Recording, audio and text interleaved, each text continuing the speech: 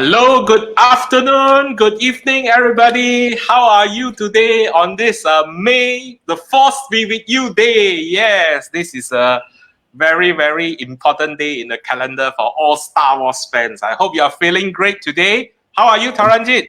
Very well, very well. Thank you, Mihan. Very well. It's indeed a good day for the Jedi and the Sith people. We are currently experiencing that at home right now with my son walking around saying, "May the Fourth be with you." Absolutely. Yeah, so it's a good day. It's been a fantastic weekend. I see lots of lines in parts of the cities, and I lots of sharing now. That's a little bit worrying, Wihan.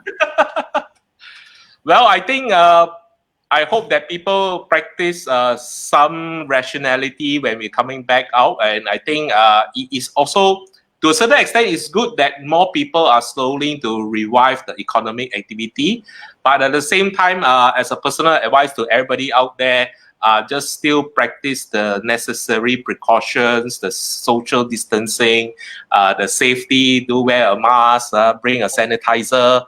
And I think all the precautionary effort that we've been doing for the last 8 weeks or so, let's continue that. Don't slip up in that sense. Cool. So we have an exciting show today, and maybe I'll just get our audience to do a few things for us to start with. If you are watching, please do comment where you are watching this from, and also we want to do a shout out to you. And of course, today probably I wanted to do this because I've never been doing this. So I wanted to maybe just to get you to turn your attention to actually our page, our channel on YouTube. Okay, so this is our channel on YouTube. If you can help us to actually visit our page, subscribe it, so that you can get all the episodes we are being archived there. With some editing, of course, and we can share the page with your friends and family. Of all the wonderful conversations we had, the guests will be ideal. All right, so let's get on to business. Okay, so what are we talking about, Taranjeet, today? So we've had a really exciting week. We are currently, interestingly enough, entering into our fourth week. It's a month now. We're entering into this, and it's amazing how fast time has flown. It's been an exciting last couple of weeks.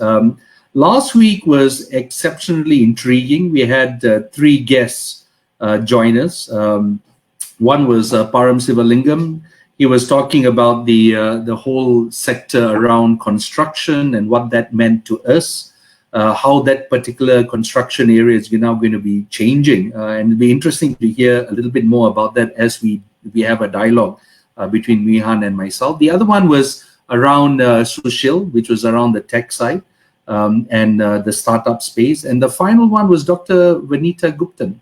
And she was looking at it more from an educational front, institutions of higher education and what impact the MCO has had on them.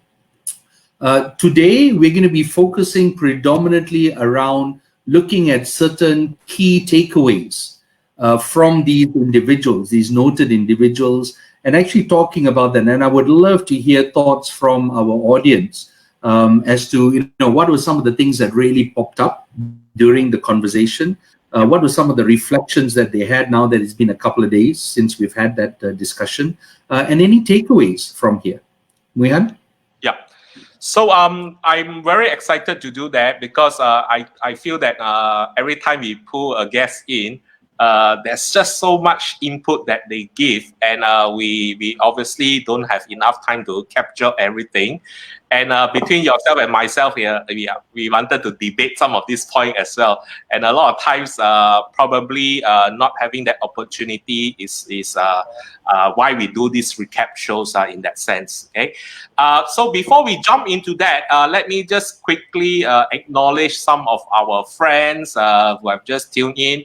So this is my schoolmate, Andrew Chin. Thank you for tuning in. All right. I think hopefully you will continue to watch us. Dr. Mike Heng. Welcome. All right. Our good buddy from Mind Heart Connection, Hilson Yip. Thank you.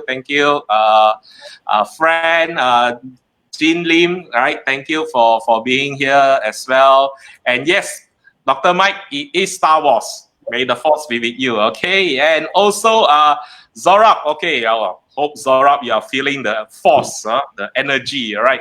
Cool. So thank you for tuning in. For the rest who have just joined us, we are on Elephant in the Room show, and this is a daily talk show from Monday to Friday, every day at 6 p.m. live on Facebook. And we are actually tackling on different issues with particularly the COVID impact as well as to different industries. And today we wanted to do a quick recap of our three sectorial guests that we hosted last week. So let me just quickly pull out a slide and then we get down to business. All right.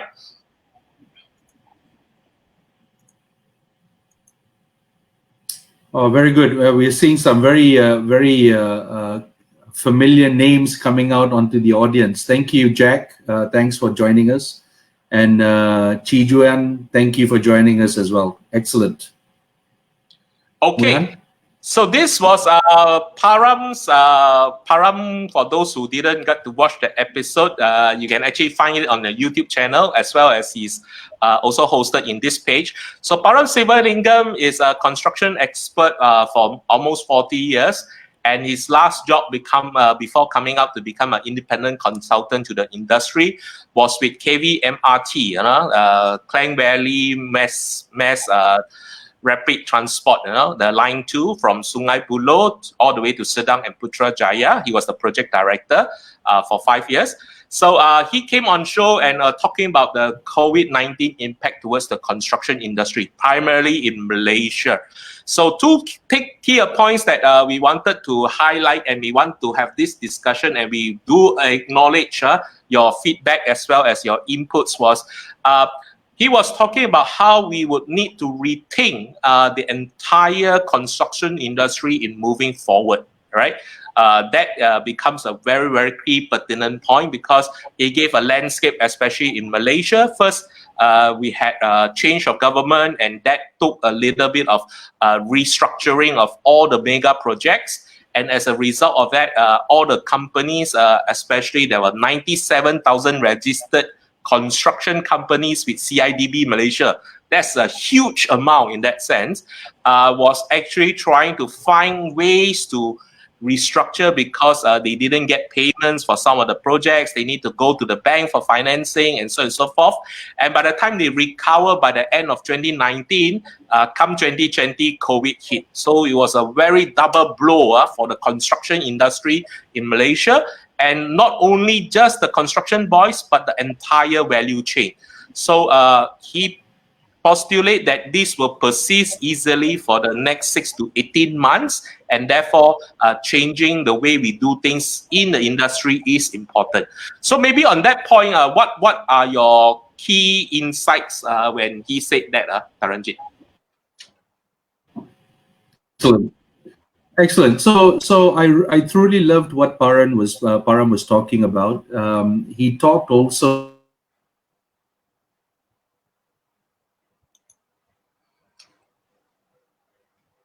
about the changing need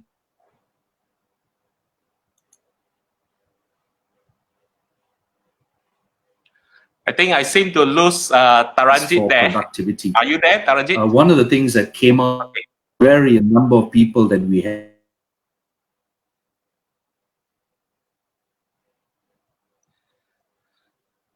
Okay, I think Taranjeet's connection, you're zoning in and out. Maybe I'll just hold you for a while until you recover. So maybe I'll just pull back out the slide. So I think Taranjeet is switching to another channel so that at least he can speak to us seamlessly. Okay, Taranjeet, you're back on. All right. Yes, can you hear me? Yes, I can. Thank you. Okay, sorry. We lost you. Yeah. No, my apologies. It's I'm not even going to go down the path of infrastructure. I've had enough of that. So anyway, so the thing that really fascinated me about Param was the whole notion around productivity and how productivity was now going to be impacted given the fact that we do have people who may not necessarily be as skilled or as capable. And also the fact that we have an overdependence to some extent on foreign workers. And how are we now looking at reviewing all these particular areas given the requirements from a health consideration perspective? The days of 300, 400 people on a job site needs to change. And he mentioned about that, and I totally agree. The question now will come in, what does this now mean for cost? We did not anticipate these additional costs. Prime Minister on Friday mentioned we've got to have all these different measures for health requirements even before we start thinking about moving to a daily work. But how does this now impact the way I am now driving project related costs in this regard? And this does not only impact us in the construction sector, it impacts everyone. Yeah. I remember I went out this morning to get some groceries, and you had people lining up in front of a restaurant, having their temperatures taken. There is cost related to that. I can only have 5 or 10 people in a restaurant versus the 50 that I had before, simply because of social distancing. Implications are going to be quite immense. Muihan? So I wanted to pick up on the piece, and I'd like to invite our audience to join in this discussion as well. I wanted to really zone into the piece on reliance of foreign labor, and I think construction industry is one of the biggest one that actually looks at this, And also, if you refer to our Home Minister, I think this morning when he had his telecast of his press conference, so he was giving a very strict directive to talk about all businesses employing foreign labor before they can actually go back to full productivity or go back to work fully are subjected to COVID-19 testing in that sense. So everybody, as long as you're foreign labor, you need to be tested before and get certified before you're moving on. And while this is, I think, very well intended to take care of the health side, but I think practicality in a lot of our industry, mainly in construction, also some in the plantation, as well as in manufacturing or even the retail F&B, many of them have a very huge number of illegal foreign workers to start with, And where do they stand on this in that sense?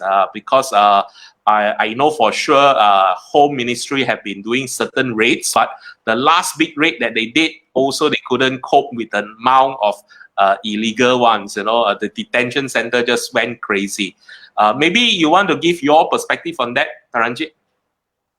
Yeah, so to be fair, having a screening for COVID-19 on the first day doesn't necessarily mean that you're exempted or immune on day 10, if you know what I mean. Yeah. So, this is something that needs to be ongoing all the time. And having a certificate on day 1 doesn't guarantee you safe progress until day 15, because any time between day 1 to day 15, you could actually contract the virus. So this is something that needs to be looked at in a very proactive fashion. And yes, whilst I agree with going out there for these tests, but the tests are terribly expensive unless you're able to bring it down in cost. I don't know what the current cost is, but the last time I heard about it, it was close to $600 per test. Then they brought it down to 300 or something, but that's still quite sizable if I'm talking about hundreds of people on the workforce, which are foreign workers, not including our own Malaysians. Yeah. So this is going to create such a ruckus in my mind. Cost of projects are going to go up. Muihan? So I want to also just recap. So for those who have just joined us, Elephant in the Room, welcome on board. Do comment in the section where you are listening this from. This afternoon, we are just very quickly doing key learnings that we got from our guests last week, our 3 guests representing different sectors. And of course, we're starting with a discussion with our guest, Param Sivalingam, who was the construction expert and giving us a perspective. And one of the last thing that we were talking about was on foreign labor. I just wanted to highlight this particular comment from Jean. So Jean says it's inevitable that we rely on foreign workers in Malaysia, but the over-reliance of them and many unregistered. So monitoring and control is virtually impossible. So I think one thing that probably the government or the ministry need to further think through in this aspect is to say that while you put a caveat or you put a requirement for businesses, for companies to do this, the big question then comes back to say, how about the illegal ones, you know? And if you don't have a good answer for that, then the companies who have legal foreign workers will be feeling that, why should I be doing this? Why should I spend this unnecessary cost, so to say, quote unquote, if not everybody is subjected to the same law? And I feel that this is where enforcement is always a challenge in our country. Well, actually, I would take it one step further. It's enforcement as well as the idea of planful thinking. Many times we tend to go out there and do things without looking at the wider implications, and we end up backpedaling many times. And we've seen it happen over the last couple of weeks. Things are said, things are done, and then suddenly there's a bad paddle behind simply because we didn't think it through. And I don't profess to for one moment go out there to provide advice to the powers that be. But in my mind, there needs to be some rational thinking with a holistic perspective. Muihan, let's move on to the second person, Sushil. Okay, so we hosted Sushil the next day on Thursday, and these are three of some of the points that we thought we wanted to raise in Sushil's session. So I really like the point that Sushil talked about, that the startup community has always been in the forefront to drive innovation and technology because generally the traditional companies are just too bulky to do that. But what has happened for COVID is it helped to accelerate. So now, in a way, it's opportunity for startups. You know, people are very worried and things like that, and everybody is asking a newer way, a more innovative way of doing things. And that's where the startup community complement the entire ecosystem very well. So he gave a bit of examples like there's opportunities for vertical farming in Singapore. There was also crowdsourcing of mangoes, I think, in India, and so on and so forth. So these are the things that will thrive or are thriving, and moving forward, it will further thrive in a very situation like us having now. All right. So that was one of the things. What are some of the things that you caught maybe a second point? Or I think relevance is something that you resonate quite a bit. Taranjeet, yes, absolutely. So what I liked about the discussion with Sushil was he talked about quite clearly the whole requirement around ensuring that we are a bit more frugal in our cash burn. The days of the older cash burns that we had seen before have gone. So how can we now be a bit more frugal? How can we now be a bit more precise in the areas that we want to spend money, where money spent is required? And this relates very nicely to the area around cash preservation as well as cost containment. And that is applicable whether you're a big boy or a small player, irrespective. More so for small players, if you ask me, simply because the dollar takes the smaller guys a lot further than with the big guys. So the area also that he talked about, I quite liked, he mentioned container farming, different ways of doing things. And there's a very nice outfit here out in Klang Valley. It's a local and we were talking about that. It's a company called Boomgrow Productions, and Boomgrow is talking about growing vegetables and fruits in a container, 40-foot container. How great is that?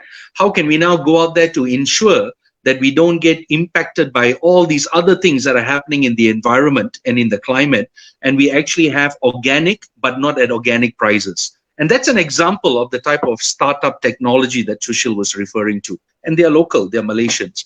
The other one that also resonated with me is the area of relevance. He clearly highlighted we need to ensure that as members of the organization, we provide relevance, failure which chances are there's really no need for me to have you there. Business has moved along. We have moved in our role demands. We have moved in our job complexities. You are still playing at a significantly lower part. You know what? There's no relevance for you moving forward. And that for me absolutely hit the nail on the button, coming in from the area of human capital and making sure that we're actually driving the nation forward as we are. Wihan? So my point on that, I just want to talk about that point a bit before we move on to our last guest, what we got from her, was on relevance. So I think the key lesson for everybody in this crisis or in this period is this. As long as you continuously enhances and upgrade yourself, you are not fearful of what come may in that sense. And that's where I feel that a lot of times we are always in our comfort zone and we don't take initiative or don't take effort to upskill ourselves in terms of skill set, don't upskill ourselves in terms of building new networks. No, this morning I spent an hour talking to university students, and I had 300 of them in my Zoom webinar of trying to do things differently to gain employment. And one of the things I highlighted very strongly is, in today's environment, not even the COVID season, we need to start getting you to start networking with the corporate people, with the industry players, even while you are in university. Because by the time you graduate, at least you know some players in your industry which you can hook up to, you can, ultimately is to ask for a job, but at least you get some perspective of what things are different, how to look at the industry. And a lot of times we have not changed, our students have not changed until now. So I think that is where it's a wake-up call for all of us, not just the students. For those who are in employment, it's the same thing. You need to continuously push yourself to the boundaries to change, to learn new things. If not, this is a very scary moment, okay? Right, so let me just pull the next slide, which is our last speaker last Friday, which is Dr. Vinitha Guptan. And I think one of the first things that we started to talk about was the digital divide.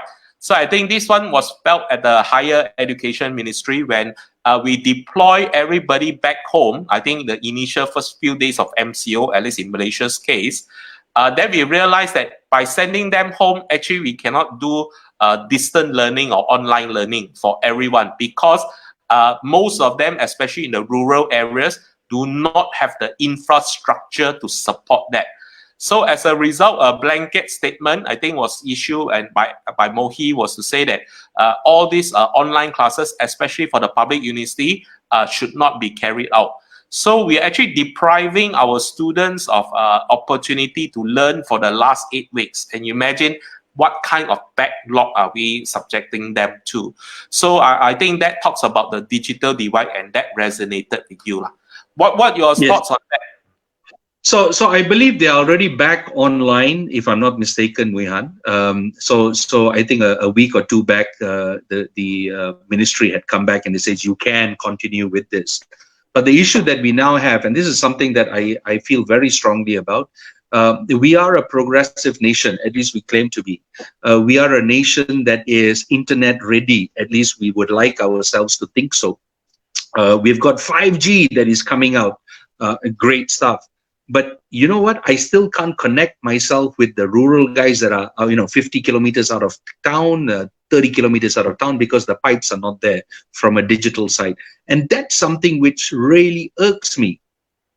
How can we go out there to start playing in this whole IR 4.0 space? How can we start effectively putting our stand around how we want to shift thought processes and thinking, how we want to shift our behaviors when we have basic constraints and limitations on something which I think by now it should have been sorted, for want of a better term. And I'm not even looking at Sabah and Sarawak, which is a very different animal altogether. But let's just look at the peninsula, and Sabah and Sarawak has its own limitations as well, simply because of the vastness of the regions. But this is something which Dr. Vinitha mentioned, and I totally agree with that. How can we, at our evolutionary level as a nation, moving out from the days of agriculture to the days of production to the days of services, and now in knowledge management and that whole higher tech side, say that we have limitations in this regard? It's a bit difficult for me to fathom at this time and this day and age. Muyan? Cool. So one of the other thing that I thought was very interesting, and this one, Zorab, thanks to your question to her, and I think you are tuning in today, and we really like that thought, is that how agile higher education sector can be now. So can we, because we got this digital divide and we shouldn't let it be a showstopper, and trying to build the infrastructure, especially to the rural places, may take time and resources as well as budget, which cannot be done overnight. Why then we don't change our structure? And I think that is where at least I think she speak on Saito University College on behalf. I think they are willing to explore that, to actually set up satellite university offices or temporary satellites in different towns, and even they don't need to own a building. They just can rent an office, rent a space, which is available anyway in a lot of towns, because we understand office units are also underutilized in a lot of places, and run their courses there. Because once you are in a more commercial viable setup, then at least the infrastructure is there. Then at least the student doesn't need to have the excuse or have this disadvantage of not able to access online learning. So they can access it from the satellite center. So they may need to travel a bit, but not to travel all the way back to university. And when you run it in a satellite manner, then the classes are smaller, and then the practice of all the necessary containment to ensure that they are safe is easier. So I thought that was a beautiful suggestion. And as a maybe a person looking in the industry, I would also really suggest that more universities start to think like that, rather than to stop everything, which is very, very wasteful in that sense. Maybe allow me, Muihan, and Dr. Michael Heng mentioned this. It is not business as usual. He mentioned this in his one of his quotes just now. We need to think very differently. There we go. It has to be a different mode of approach. We cannot go back to where it was yesterday, because we know it ain't going to work. And and what was Einstein saying? Only a madman will repeat the same thing over and over, hoping for a change in outcomes. It doesn't make any sense. So, and I'm going to stop it at that, cognizant of time. Muihan, back to you. So one thing we wanted just to share, so we hope that by our thoughts, you have gathered some of the things that we wanted to say or pick up from the last three speakers or three guests that we hosted last week, which was very sectoral based. This week, we have a different idea, and we wanted to go geographical or regional play. So we have the proud pleasure to actually introduce to you, maybe Taranjeet, you want to do that? Tomorrow, who are we hosting? Of course. It's my pleasure. So tomorrow, we have Dr. Tariq Desuki.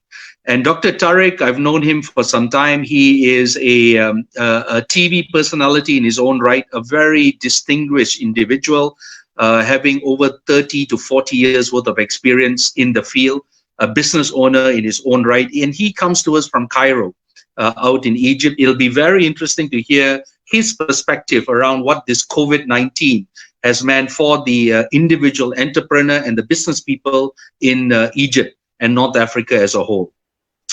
The second one that we have, Muihan, is Vertika. Now, Vertika is coming in from India. She'll be talking to us a little bit about the Indian experience. She's out from New Delhi, and she'll be coming to us the day after, which is on a Wednesday.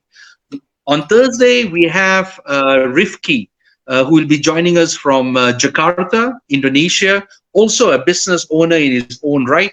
It'll be intriguing to hear what his views are here. And finally, we will end the week on Friday with Taranjeet Singh out of Melbourne to hear their views. And it's interesting because they've got a double whammy.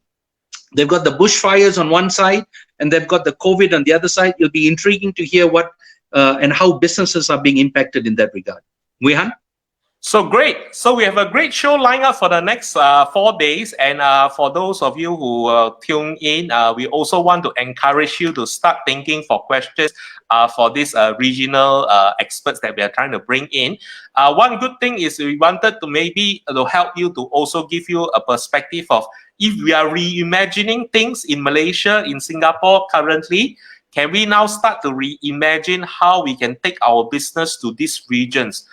So yesterday, with the pre-call that we did with Dr. Tariq, one of the things that very interests me is because everybody has been talking that Africa is the next frontier, so to say, because this you're looking at things, Southeast Asia has moved quite a bit, you know, Africa is still the one very slow in that sense. And if you talk to any entrepreneur and say, yeah, after Cambodia, after Myanmar, you know, Africa should be the place. But everybody say, maybe later lah, you know, we don't do this. But I think now is the time to change the perspective to say that we should seriously consider of venturing out, because if we don't do it now, we will come into this situation of suffering again. So that's where we invite our viewers, you know, if you know friends that have been thinking about this, thinking out of Malaysia, this will be a good time to join us for the next 4 days, because we are talking to different people in different countries, and you also can come and share your view, ask your question,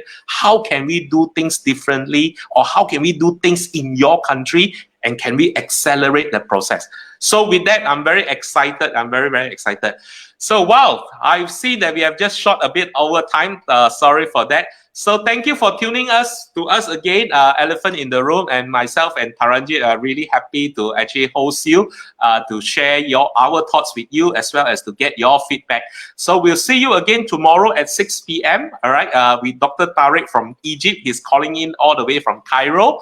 And for those of you who are fasting, we hope selamat berbuka puasa is about in an hour's time, as well as those who are started working, stay safe, please practice the necessary, and we'll see you again tomorrow at 6 p.m. Bye-bye.